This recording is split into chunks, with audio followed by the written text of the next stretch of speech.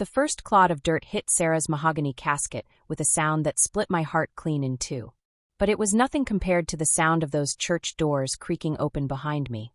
I knew without turning around. 24 years of marriage teaches you to recognize a man's footsteps, even after 15 years of blessed silence.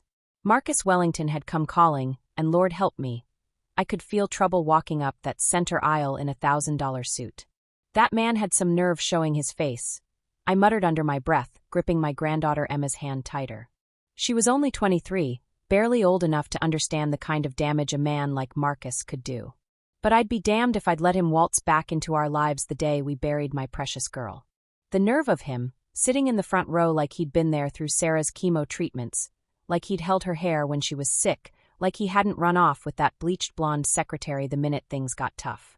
I kept my eyes forward, focusing on Pastor Williams's words about eternal rest and heavenly peace, but all I could think about was the very earthly war I knew was coming. Sarah had built herself quite the empire after Marcus left. Started with nothing but grit and a small loan from me, turned it into Wellington Industries, kept his name out of spite, she always said. $24 million worth of spite, as it turned out. My girl had shown them all what a woman could do when she put her mind to it. The service dragged on forever, and not nearly long enough all at once. I watched Emma's tears fall silently, her mother's strength showing through even in grief. Sarah had raised her right, taught her to stand tall no matter what storms came. We were going to need that strength. When Pastor Williams finally said amen, I steeled myself for what I knew was coming. Sure enough, while I was accepting hugs and condolences from neighbors and friends, Marcus slithered up beside me smooth as a snake in grass. "Eleanor," he said in that voice that used to charm the church ladies at Sunday socials, back before we all knew better. "I'm so sorry for our loss." Our loss. Like he had any claim to grief over the daughter he'd abandoned when she needed him most. "But," he continued, and there it was, the word I'd been dreading. "We need to discuss Sarah's will. That $24 million she made, well, half of it rightfully belongs to me. Community property laws, you understand. Even with the divorce, certain assets accumulated during the marriage." I looked him dead in the eye, the same way I'd stared down rattlesnakes in my younger days on the ranch. "Over my dead body, you vulture." The funeral parlor went quiet as a tomb. Even Mrs. Henderson stopped mid-sentence in her conversation with the florist.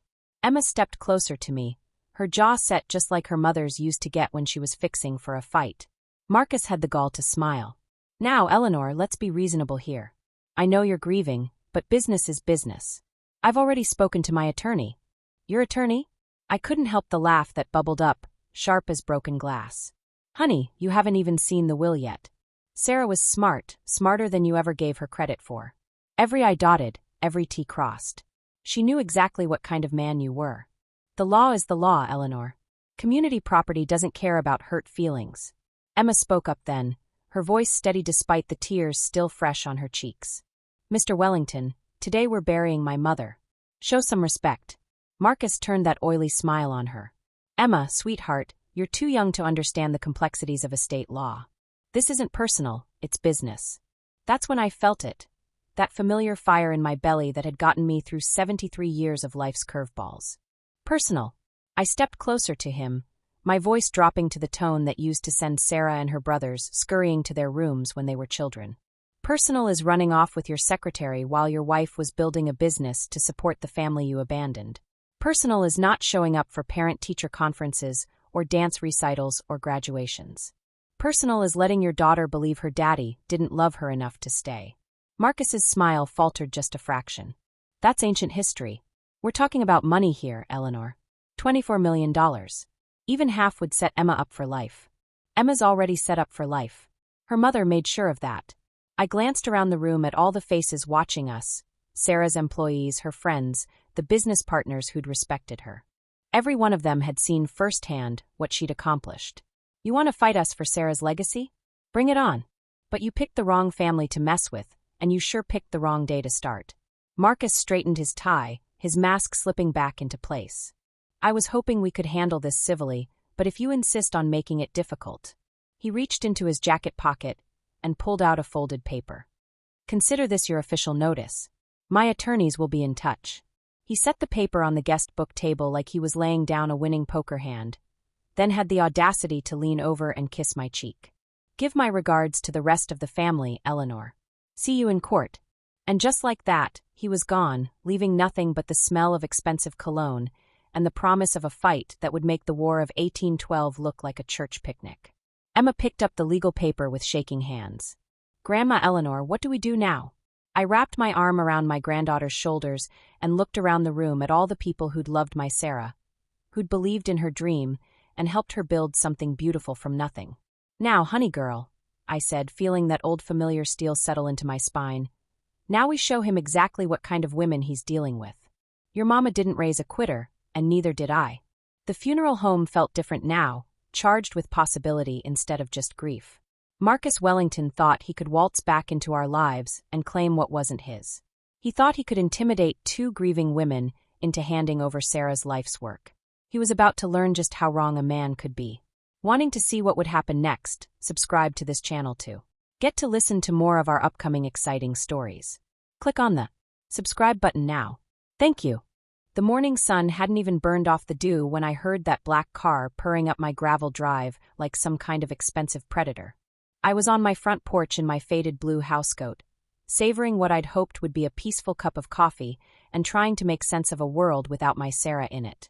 But peace was apparently a luxury I couldn't afford anymore. Lawyers don't scare me, honey, I muttered to myself, watching that sleek sedan come to a stop beside my prize-winning rose bushes. I've buried 3 husbands. And Lord knows each one of those burials had taught me something about dealing with difficult men and their legal nonsense.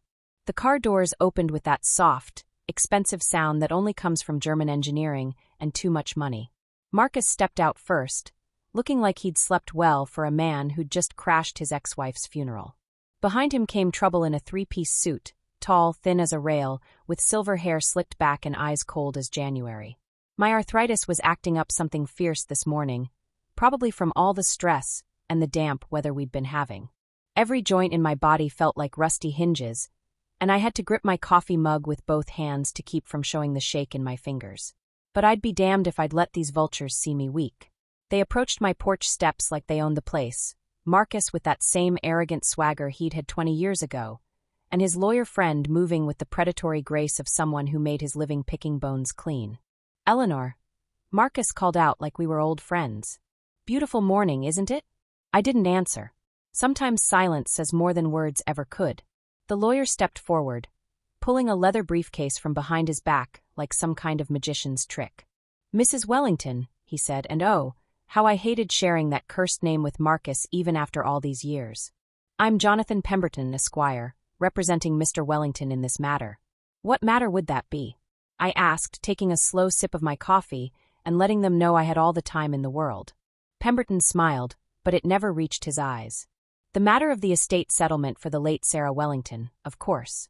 I'm sure you understand this is a delicate situation, but my client has legitimate grounds for claiming his rightful share of the marital assets. Marital assets? I almost choked on my coffee. They've been divorced for 15 years. Ah, but you see, Pemberton opened his briefcase with a flourish.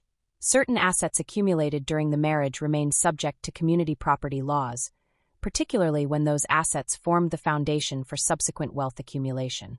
The initial business loan, for instance, was secured using property titled in both names. Marcus spoke up then, that smug grin spreading across his face like oil on water. The restaurant Sarah started? I co-signed that loan, Eleanor. My credit made it possible. I felt my blood pressure rising like mercury in July. Your credit? Boy, you nearly bankrupted that poor girl with your gambling debts before you ran off with Miss Silicon Valley. Now, Mrs. Wellington, Pemberton continued smoothly, let's keep this civil. My client isn't unreasonable. We're prepared to offer a settlement, perhaps 30% of the total estate value. That would still leave your granddaughter quite comfortable while avoiding lengthy and expensive litigation. I studied these 2 men standing on my property, threatening my family, and I thought about everything my Sarah had endured. The nights she'd cried herself to sleep after Marcus left. The way she'd worked 16-hour days to build something from nothing, proving to everyone, including herself, that she was worth more than the man who'd abandoned her. You know what I remember about that loan? I said finally, setting my coffee mug down on the porch rail with deliberate care. I remember Sarah coming to me, tears streaming down her face, begging me not to let her give up on her dream of opening that little cafe downtown. Said she couldn't make the payments because Marcus had gambled away their savings again. Marcus's smile flickered. That's not how I remember it. No, I don't suppose it is.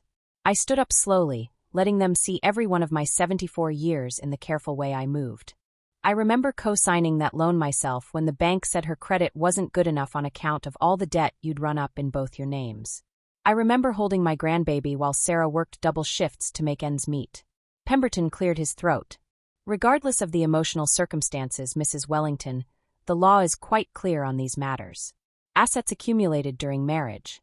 Assets accumulated during marriage, I interrupted, letting steel creep into my voice, were lost during marriage when your client cleaned out their joint accounts to fund his gambling addiction and his affair with a woman half his age. The lawyer's smooth facade cracked just a bit. Do you have documentation of these alleged gambling debts? I smiled then, the kind of smile that used to make my children nervous when they'd been caught in mischief. Honey, I've got documentation you wouldn't believe. Sarah kept everything. Every bounced check, every past due notice, every threatening letter from creditors. My girl was thorough. Marcus stepped closer to the porch steps, his charm replaced by something uglier. You're bluffing, Eleanor. Sarah wouldn't have kept that stuff. Wouldn't she? I tilted my head, studying him like he was a bug I'd found in my garden. You never did understand your wife, did you? Sarah documented everything because she was building a case against you years before you finally had the courage to leave. Self-preservation, she called it. Pemberton was scribbling notes in a leather portfolio now, his confidence visibly shaken. Even if such documentation exists, it doesn't negate my client's claim to assets developed from the original business foundation. The original business foundation that I funded? I let that sink in for a moment. See, boys, here's where your fancy legal research might have missed something. When Sarah's first restaurant succeeded, she paid back every penny of that original loan. To me, with interest. Then she took out new loans in her name only to expand. By the time she divorced your client, Mr. Pemberton, she owned her business outright, free and clear of any claim he might have had. The color was draining from Marcus's face now. You can't prove that. Can I? I reached into the pocket of my housecoat and pulled out my cell phone. A fancy smartphone Emma had insisted I learn to use. Emma, honey, are you still at your mother's house going through papers? I said when she answered. Good. Could you bring over that box marked legal documents restaurant from your mama's office? The one with all the loan paperwork and payment records? These gentlemen seem to think they have a claim on what your mama built. I could hear Emma's sharp intake of breath over the phone. They're there now. Grandma Eleanor, do you want me to call? No need, sweetheart. Just bring those papers when you get a chance. We're having a nice little chat about the law. I ended the call and slipped the phone back into my pocket, watching these two men realize their morning hadn't gone quite as planned. Pemberton cleared his throat again. Mrs. Wellington, perhaps we should schedule a more formal meeting to review all relevant documentation. My client's position remains strong, but we're willing to negotiate in good faith. Your client's position, I said, moving to the porch railing and gripping it with both hands, is that of a man who abandoned his family when things got tough, then came crawling back the minute he smelled money. You want to negotiate? Here's my offer. Get off my property and don't come back. Marcus's mask slipped completely then. You stubborn old woman, you can't fight this forever. I've got rights, and I'm going to get what's mine. Rights? I laughed, the sound sharp as breaking glass in the morning air. You gave up your rights when you walked out on a sick wife and a 2-year-old baby. When you chose poker games over piano recitals. When you picked a secretary over the woman who loved you through everything. This isn't about the past, Pemberton interjected. This is about legal entitlements under state law. I turned my attention back to the lawyer, letting him see exactly what kind of woman he was dealing with. Mr. Pemberton, you seem like an educated man, so let me educate you about something. You see this porch you're standing in front of? I built it with my own 2 hands when I was 68 years old because I was tired of waiting for someone else to do it for me. You see those rose bushes your fancy car is parked next to? I planted every one of them after my second husband died because he said they were too much trouble to maintain. I paused, letting my words sink in while I studied their faces. You boys think you can intimidate a 74-year-old woman because I'm standing here in my housecoat with arthritis making my hands shake. I gripped the railing tighter, using it to support weight that felt heavier with each passing year. You clearly don't know what kind of stock I come from. The silence stretched between us like a wire about to snap. A mockingbird started singing in my old oak tree. oblivious to the war being declared on my front porch. Marcus broke first. "This isn't over, Eleanor." "No," I agreed, "it isn't. But when it is, you're going to wish you'd stayed wherever you've been hiding for the last 15 years instead of coming back here to spit on my daughter's grave." Pemberton snapped his briefcase shut with more force than necessary. "We'll be filing our claim with the probate court by end of business today. You'll be hearing from us through official channels." "I'll be waiting," I said. "Right here on this porch I built myself, next to the roses I planted myself, thinking about the granddaughter I'm going to protect with everything I've got left in me." They retreated to their expensive car, but I could see this was just the first battle in a war that was far from over. As they drove away, kicking up gravel and dust, I sank back into my porch chair and let the morning sun warm my aching bones. Emma's car was already turning into the driveway, a cardboard box visible in her passenger seat. My granddaughter had her mother's instincts for knowing when family needed her most. But as I sat there waiting for her, I couldn't shake the feeling that Marcus and his lawyer friend had more ammunition than they'd shown me this morning. The way Pemberton had taken notes, the confidence in Marcus's voice when he'd threatened me. They knew something I didn't know yet. And that scared me more than I was willing to admit. Wanting to see what would happen next, subscribe to this channel too. Get to listen to more of our upcoming exciting stories. Click on the subscribe button now. Thank you. Emma was halfway up my porch steps with that cardboard box when I held up my hand to stop her. "Set that down for a minute, honey girl," I said, my voice steadier than I felt. "Before we go digging through your mama's business papers, there's something I need to tell you. Something your mama made me promise to keep secret unless this day ever came." She lowered the box to the porch floor, those dark eyes so much like Sarah's searching my face. "What kind of secret, Grandma Eleanor?" "Some secrets are worth keeping," I said slowly, "until they're not." The weight of what I was about to reveal settled on my shoulders like a lead blanket.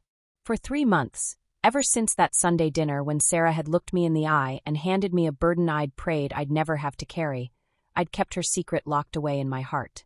But watching Marcus and his slick lawyer walk away from my porch this morning, I knew the time for keeping quiet had passed. "Emma, sit down beside me. This is going to be hard to hear." She perched on the edge of my old wicker chair, tension radiating from every line of her young body. "Is this about the money? About him trying to take what Mom built?" "It's about why your daddy really left," I said. "And why your mama was so determined to protect you from him." The morning was warming up, but I felt cold clear through to my bones. Some truths have a way of chilling you, even when you've been carrying them around for months. "Your mama was smart as a whip and twice as careful," I began. 3 months before she passed, when the cancer was getting real bad and she knew her time was running short, she called me over for what I thought was just Sunday dinner. But when I got there, she had papers spread all over her dining room table and a look in her eyes I hadn't seen since she was a little girl caught in mischief. Emma leaned forward, her hands clasped so tight her knuckles were white. "What kind of papers?" "Legal documents. Financial records. Photographs." I paused, remembering how Sarah had looked that day. Thin as a rail from the chemo, but with fire still burning in those eyes that had always seen too much. "And a safety deposit box key."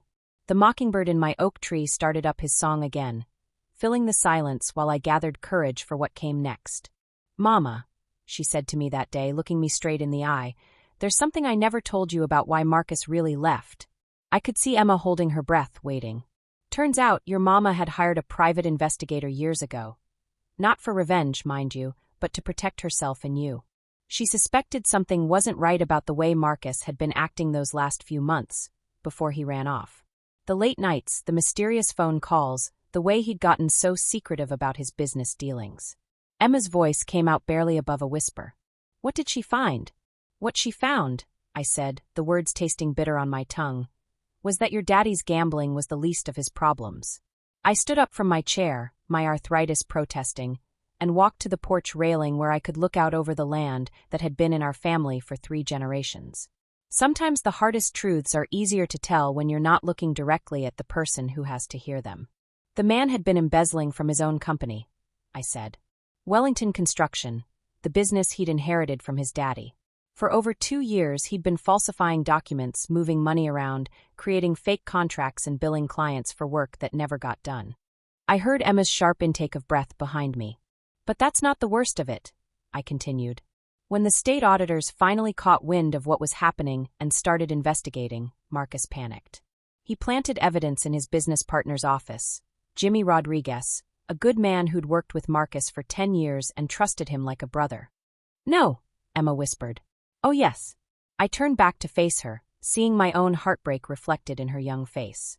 Marcus pinned every bit of his crimes on Jimmy, swore up and down that he'd discovered Jimmy had been stealing from the company and that he was just as shocked as everyone else.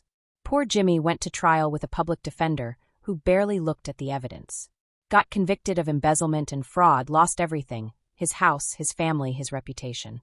Sentenced to 8 years in state prison.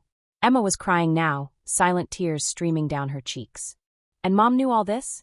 "Your mama knew because her private investigator was thorough as a bloodhound. He found bank records showing the real money trail. Security footage from Marcus's office that the prosecution never saw. Witness statements that were never called in Jimmy's defense. And..." I paused, remembering the look on Sarah's face when she'd shown me the most damning piece of evidence. "And a confession letter Jimmy wrote from prison before he died there 4 years into his sentence, still claiming his innocence and begging someone, anyone, to believe him."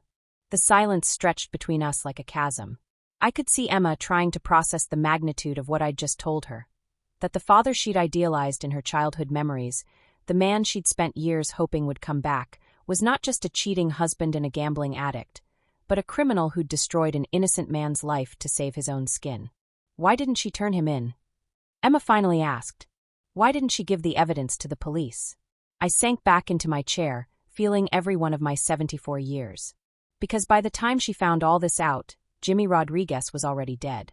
Died of a heart attack in his cell, still branded a thief and a liar. Your mama said it wouldn't bring him back, and she was terrified of what Marcus might do if he felt cornered. You were just a baby then, Emma. Sarah's first priority was keeping you safe. But she kept the evidence? Oh, honey, she kept everything. Every document, every photograph, every piece of proof that could clear Jimmy's name and send Marcus where he belonged. Locked it all away in a safety deposit box at First National, along with a detailed letter explaining everything she'd discovered. Emma wiped her eyes with the back of her hand. Where's the key? I reached into the pocket of my housecoat and pulled out the small silver key that had been burning a hole there for 3 months. Right here. Your mama made me promise to keep it safe, and to only use it if Marcus ever came sniffing around your inheritance. And now he has. Now he has, I agreed. But here's the thing that makes this even more personal, Emma. Jimmy Rodriguez had a son, a boy about your age who grew up believing his daddy was a criminal. That boy became a police detective, probably trying to prove something to a world that saw his family name as dirty. Emma's eyes widened. Detective Rodriguez? Detective Miguel Rodriguez, I confirmed. Jimmy's boy.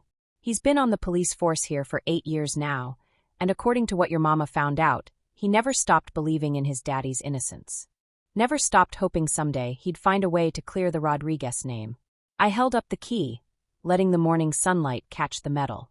Your mama told me that day. Mama, if anything happens to me and Marcus ever comes sniffing around Emma's inheritance, you give this key to Detective Rodriguez.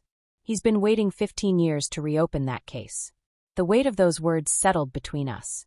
Emma stared at the key like it was a loaded gun. So what do we do? She asked. Well, I said, tucking the key back into my pocket.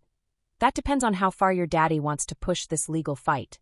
Right now, we've got enough ammunition to blow his inheritance claim clear out of the water. But if he keeps coming after us, if he tries to drag this through the courts and make our lives miserable. I let the threat hang in the air. Emma was quiet for a long moment, staring out at the road where Marcus's expensive car had disappeared. Mom could have destroyed him any time she wanted to. She could have, I agreed. But your mama was too kind-hearted for her own good sometimes. She figured letting Marcus live with his guilt was punishment enough, as long as he stayed away from you. But he didn't stay away. No, I said grimly. He didn't. And now he's threatening to take what she built with her own 2 hands, what she meant to leave to you. That changes everything. A red-tailed hawk circled overhead, riding the thermal currents and calling out in that wild, fierce way that always reminded me of freedom. I watched it for a moment, thinking about choices and consequences, about the difference between justice and revenge. Emma, I said finally, your mama put this decision in my hands, but it affects your future most of all. What do you want to do? She looked at me with those eyes that had seen too much loss for someone so young, but also with a strength that reminded me exactly whose granddaughter she was. "I want to know what Detective Rodriguez would say if we called him," she said quietly. "You sure about that? Once we open this door, there's no closing it again. Your daddy's life is going to be over, his freedom, his reputation, everything." Emma stood up and walked to the cardboard box she'd brought from her mother's house. She lifted the lid and pulled out a framed photograph. Sarah at the ribbon-cutting ceremony for her third restaurant, smiling with pride and joy and the satisfaction of a woman who'd built something beautiful from nothing. "Look at her face in this picture, Grandma Eleanor," Emma said. She was so happy, so proud of what she'd accomplished. "And he wants to take half of it because he thinks we're weak women who won't fight back." She set the photograph on my porch railing where the morning sun made Sarah's smile seem to glow. "Make the call," Emma said, her voice steady as steel. "It's time Detective Rodriguez learned the truth about his father." I pulled my phone from my pocket and looked up the number for the police department, my finger hovering over the call button. Once I made this call, there would be no going back. Marcus would face justice not just for what he was trying to do to us now, but for what he'd done 15 years ago to destroy an innocent man. "Some secrets are worth keeping," I said again, "until they're not." I pressed the call button and waited for someone to answer. It was time to let the truth out into the light, no matter how much damage it caused. Jimmy Rodriguez had died in prison for crimes he didn't commit, and his son deserved to know that his faith in his father had been justified all along. And Marcus? Well, Marcus was about to learn that you can't run from the past forever, especially when it's been carefully documented and locked away in a safety deposit box by a woman who was smarter than he'd ever given her credit for. The phone was ringing. In a few minutes, this whole situation was going to change in ways Marcus couldn't possibly imagine. His legal threat was about to become the least of his worries. If you're still listening to this story up to this point, why don't you subscribe to this channel to continue getting impactful daily stories like this? We would be most grateful if you can do that to help boost this video to reach everyone. Thank you. The phone call to Detective Rodriguez had lasted exactly 3 minutes. 3 minutes to change the course of justice that had been waiting 15 long years to be served. "Mrs. Wellington," he'd said when I identified myself, "I've been hoping to hear from you for a very long time. Can you give me an hour?"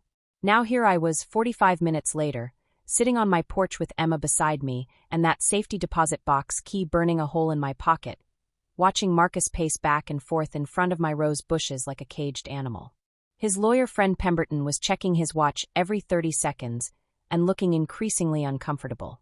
"Mrs. Wellington, we really should schedule a more appropriate venue for these discussions," Pemberton was saying for the third time. "Perhaps my office, where we can review documents properly and—" "Sometimes the best revenge is just letting the truth see daylight," I interrupted, my eyes fixed on the gravel road where dust was starting to rise from an approaching car. Marcus stopped pacing. "What's that supposed to mean?" I didn't answer. Didn't need to. Because right then, Detective Rodriguez's unmarked police car came into view, followed by a second vehicle. A modest blue sedan that had seen better days but was well maintained. The color drained from Marcus's face like water from a broken dam. "Eleanor, what have you done?" "What I should have done 15 years ago," I said, standing up from my chair with more strength than I'd felt all morning. What my Sarah was too kind-hearted to do herself. Detective Rodriguez stepped out of his car first, and I was struck by how much he looked like his father. Tall and imposing, with those same honest eyes that had always seen straight through to the truth.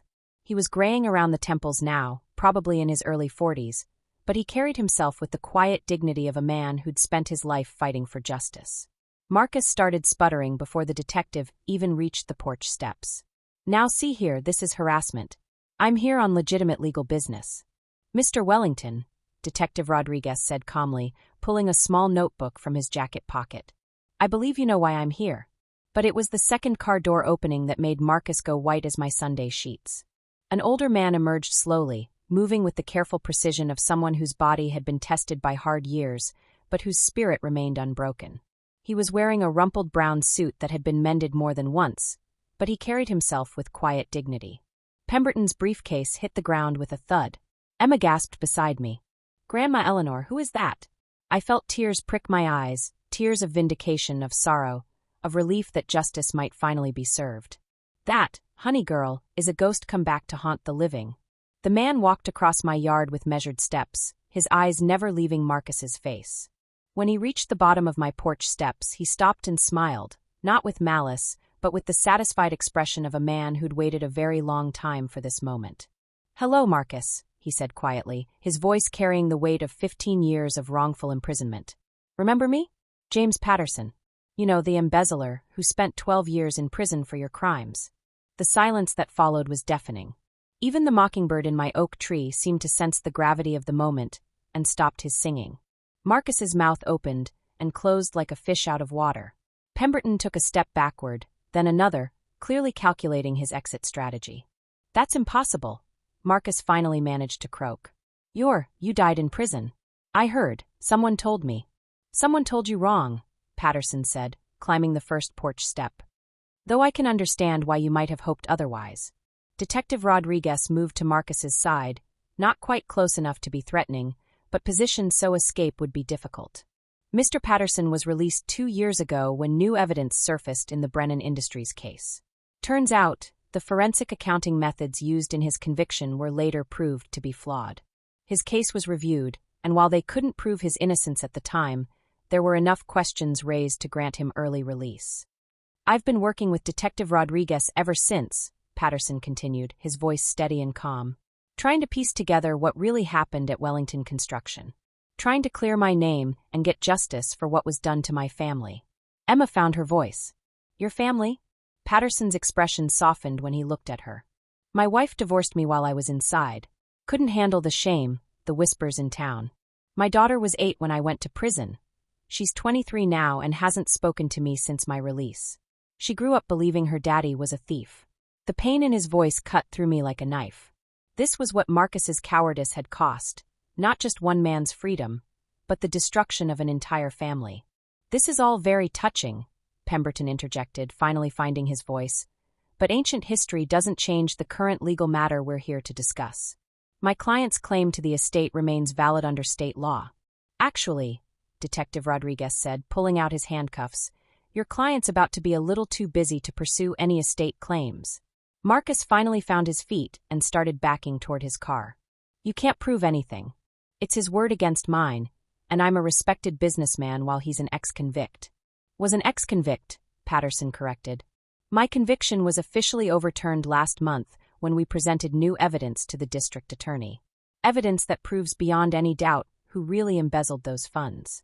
I reached into my pocket and pulled out the safety deposit box key, holding it up where the morning sunlight made it gleam like a beacon. Evidence my Sarah collected 15 years ago and kept safe, waiting for the right moment to use it. Marcus stared at the key like it was a poisonous snake. "Sarah's dead. Whatever she thought she knew." "Sarah knew everything," I said, my voice carrying across the yard with absolute authority.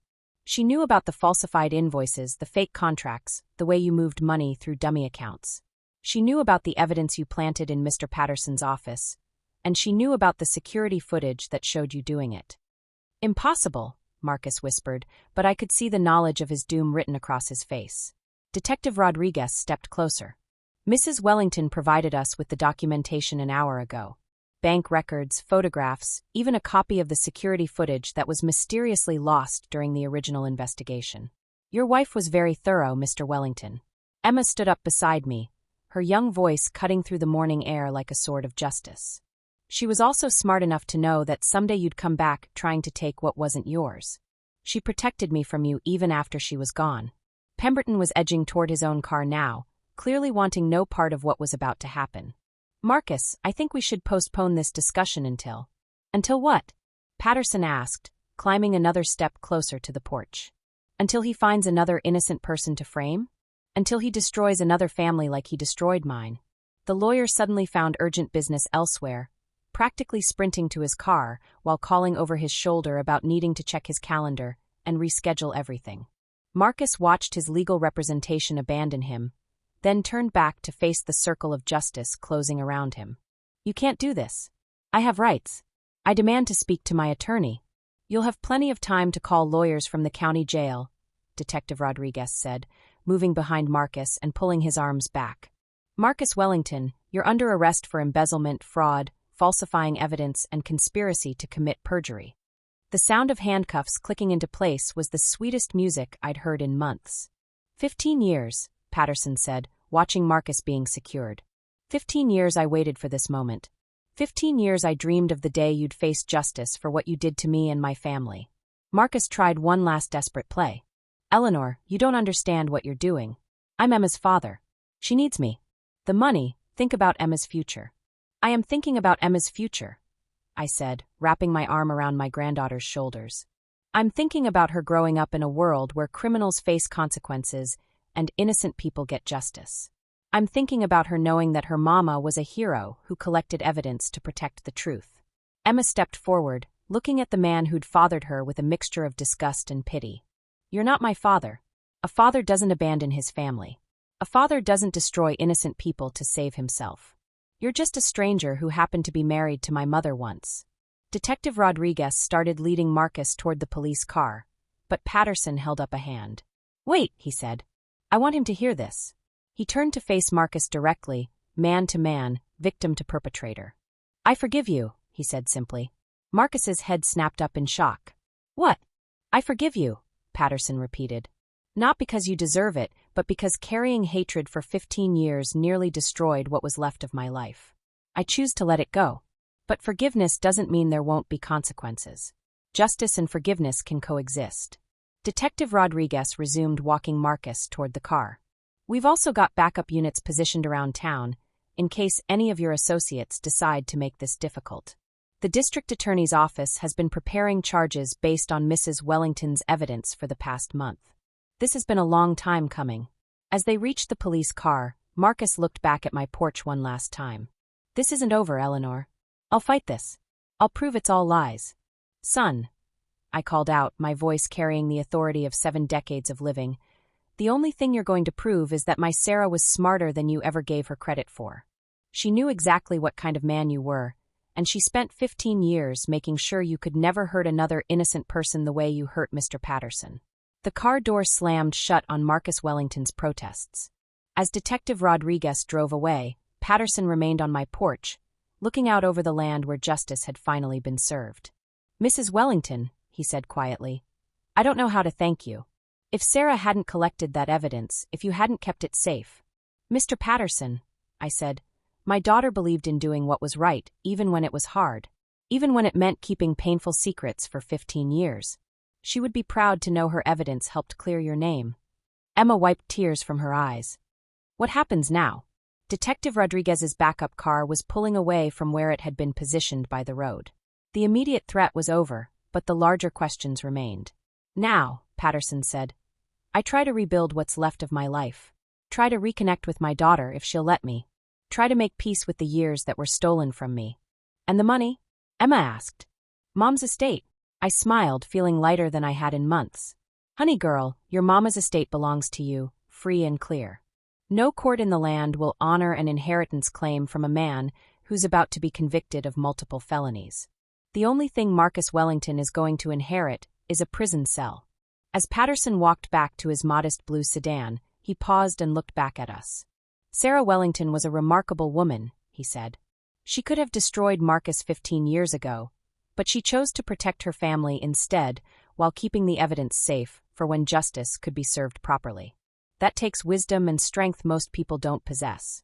Yes, I agreed, watching him drive away. She was remarkable, and she made sure that when this day came, we'd be ready for it. Emma and I stood on that porch for a long time after everyone had gone, watching the dust settle on the gravel road and feeling the weight of 15 years of secrets finally lifted from our shoulders. Justice had been served. The truth had seen daylight. And my Sarah's final gift to her daughter was the knowledge that some battles are worth fighting, no matter how long you have to wait for the right moment to win them. If you're still listening to this story up to this point, why don't you subscribe to this channel to continue getting impactful daily stories like this? We would be most grateful if you can do that to help boost this video to reach everyone. Thank you. 3 months later, I'm sitting in this same porch chair where it all began, watching my granddaughter Emma tend to the roses I planted after my second husband died. The late afternoon sun catches the gold highlights in her dark hair, so much like her mama's, and I'm struck by how much she's grown in these few short months since we buried Sarah. Family isn't just blood. I murmur to myself, watching Emma carefully deadhead the spent blooms with the same methodical precision Sarah used to show. It's the people who stand by you when the world gets dark. And Lord knows our world had gotten plenty dark there for a while. The sound of gravel crunching under tires draws my attention to the driveway, where a modest blue sedan is pulling up beside Emma's little Honda. James Patterson emerges with a covered dish in his hands and that quiet smile that's become familiar over these past months. "Mr. Patterson," Emma calls out, brushing dirt from her gardening gloves. Perfect timing. Grandma Eleanor just pulled the cornbread out of the oven. Sunday dinners have become something of a tradition since the trial ended. What started as a thank you invitation had evolved into something much more meaningful. A gathering of people who understood that sometimes family is what you choose to build from the ashes of what others tried to destroy. Patterson makes his way up the porch steps, moving with more ease than he had that first day when Justice finally caught up with Marcus. 3 months of freedom, of sleeping in his own bed and eating meals that didn't come from a prison cafeteria, had done wonders for both his physical and emotional health. "Mrs. Eleanor," he says, settling the covered dish on my porch table, "brought my mama's famous green bean casserole. Figured it was time I contributed something to these meals besides my appetite." I laugh, the sound coming easier these days. "Mr. Patterson, your company is contribution enough. Though I have to admit, I'm curious about this legendary casserole I've been hearing about. The truth is, having Patterson at our Sunday table has been good for all of us. Emma gets to see that justice isn't just an abstract concept. It's something that changes real lives. I get the satisfaction of watching a good man reclaim his place in the world. And Patterson, well, he gets to remember what it feels like to be part of a family again. Any word from your daughter?" Emma asks gently as we settle into our usual spots on the porch. Patterson's face tightens slightly, the way it always does when the subject of his family comes up. "She agreed to meet for coffee next week. First time in 2 years. Says she's been reading about the trial in the papers, and she has questions." "That's progress," I offer, pouring sweet tea from the pitcher Emma had brought out earlier. "It is," he agrees. "Slow progress, but progress all the same. Her mama's been talking to her, helping her understand what really happened. Turns out, even after all these years, she never quite believed I was guilty. A mother knows her children, I suppose, and she knew I wouldn't steal." Emma curls up in the wicker chair that used to be her mama's favorite, tucking her legs under her in that way young people do. "Speaking of progress, I got my acceptance letter from Harvard yesterday. The pride that swells in my chest threatens to burst right through my ribs. Full ride on her own merit," I announced to Patterson, unable to keep the bragging out of my voice. Though knowing her mama's money is there for whatever dreams she wants to chase doesn't hurt. Patterson raises his glass of sweet tea in a toast. "To Sarah's daughter, carrying on the family tradition of being smarter than everyone expects." We drink to that, and I can't help but think how proud Sarah would be to see Emma now. The girl had weathered the storm of her father's arrest and trial with a grace that reminded me exactly whose daughter she was. Instead of being broken by the revelation of Marcus's crimes, she'd used it as fuel to work even harder, to prove that she was made of stronger stuff than the man who'd contributed half her DNA. "Tell him about the scholarship fund," Emma prompts, her eyes sparkling with the kind of excitement that comes from doing something meaningful. I set down my tea glass and lean back in my chair, feeling the satisfaction of a plan well executed. "The 24 million? Every penny stays in trust for Emma, just like Sarah wanted. But I added a codicil to the will, a scholarship fund in Sarah's name for single mothers starting businesses." Patterson's eyebrows rise. "How much?" $2 million to start," I say, watching his reaction. "Enough to help 20 or 30 women each year get the kind of start Sarah never had. Because that's what my daughter would have wanted, her success helping other women succeed. The silence that follows is the good kind, the kind that comes when people are thinking about bigger things than themselves. "You're Sarah," Patterson says finally. "She was sending money to my family while I was in prison. Did you know that?" This stops me cold. "What?" "Anonymous donations," he continues, his voice thick with emotion. "Every month for 12 years, someone would send my ex-wife money for our daughter's school clothes, music lessons, things like that. The return address was always different, but the handwriting was the same. After the trial, when all the evidence came out, I recognized Sarah's handwriting from the business documents." Emma's hand flies to her mouth. "Mom never said anything." "She wouldn't," I say, feeling tears prick my eyes. "That was Sarah's way, do what needed doing without making a fuss about it." Patterson reaches into his jacket pocket and pulls out a small stack of envelopes, held together with a faded blue ribbon. These are the letters she sent. Started about 6 months after I went to prison. Never signed them, just wrote about hoping my family was doing well, that my daughter was thriving despite everything. Sometimes included newspaper clippings about my case, articles questioning the conviction. He hands the letters to Emma, who accepts them with trembling fingers. She was building a relationship with you even then, she whispers. She was keeping hope alive, Patterson corrects. For me, for my family, for the day when truth would finally come to light. Your mama played the long game better than anyone I've ever met. I think about Detective Rodriguez, who'd retired last month after 30 years on the force. At his retirement party, he'd pulled me aside and said, "Mrs. Eleanor, in 3 decades of police work, I've never met anyone who played the long game like your Sarah. She turned her pain into protection for others. That's what my daughter had done, all right. Turned the betrayal and abandonment she'd suffered into a shield for the innocent. Used her business success to help other women avoid the poverty that had nearly broken her. Collected evidence of Marcus's crimes not for revenge, but for the day when justice could be properly served. Emma's got her mama's brains and her grandmama's steel spine," I say, reaching over to squeeze my granddaughter's hand. Sometimes I catch her looking through Sarah's old business journals, asking questions about investments and market trends. Emma grins, that mischievous smile that always reminds me she's got more than a little of her grandmama's fire in her. I've been thinking about what I want to study at Harvard. Business, definitely, but maybe with a focus on social entrepreneurship. Using business principles to solve social problems. That girl's going to change the world, Patterson observes, and she's got the foundation to do it right. The foundation?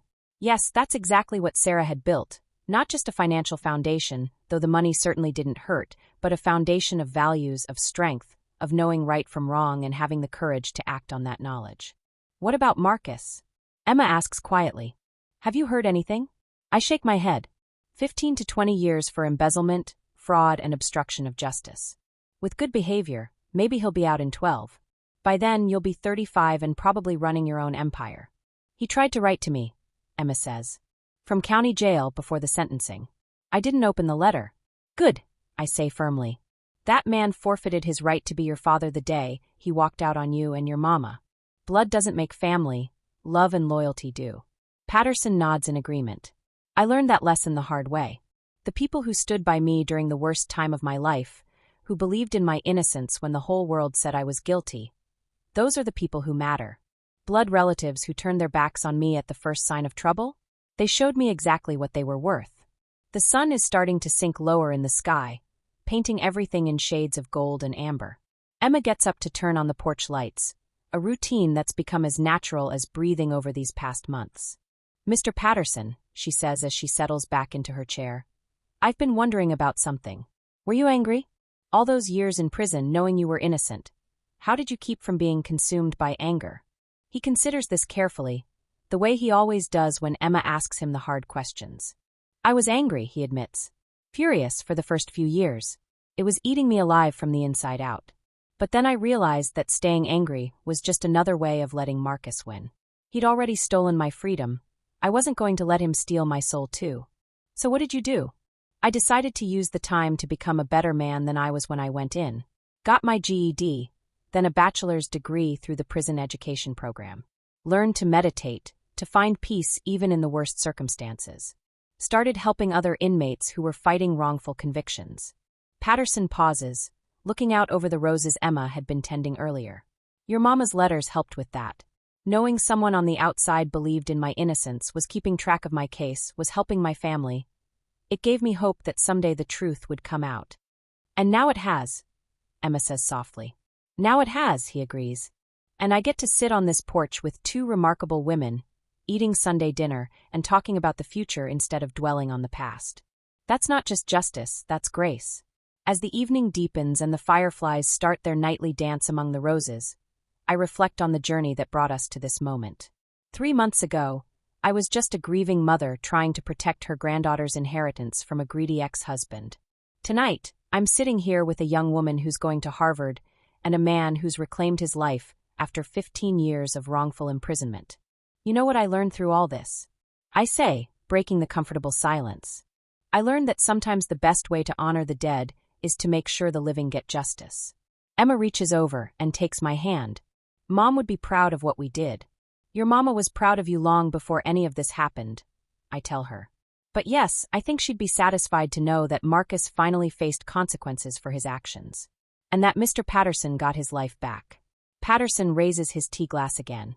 To Sarah Wellington, he says solemnly. A woman who turned her pain into purpose and her success into service to others. To Sarah, we echo, and I feel my daughter's presence in the evening breeze that rustles through the oak tree where the mockingbird still sings his complicated songs. As for me, I'm just an old woman who learned that sometimes the best way to fight bullies is to be smarter than they are and more patient than they expect. There's nothing more satisfying than watching someone who thinks they can intimidate you realize they picked the wrong family to mess with. The future stretches out before us now, bright with possibility. Emma will go to Harvard and probably change the world, just like her mama did on a smaller scale here in our little town. The scholarship fund will help other women build their own empires from nothing but determination and dreams. And Mr. Patterson will continue rebuilding his life, one Sunday dinner and one conversation with his daughter at a time. Sarah's legacy isn't just the money she left behind. It's the lives she touched, the justice she helped serve, and the granddaughter she raised to carry on the family tradition of standing up for what's right, no matter how long it takes or how hard the fight gets. That's the kind of inheritance that lasts forever. Thank you for watching this video. Subscribe, like and share this video to continue listening to this type of story daily, and also to appreciate this community too. I would like to hear your wonderful opinion about this story. Please comment below.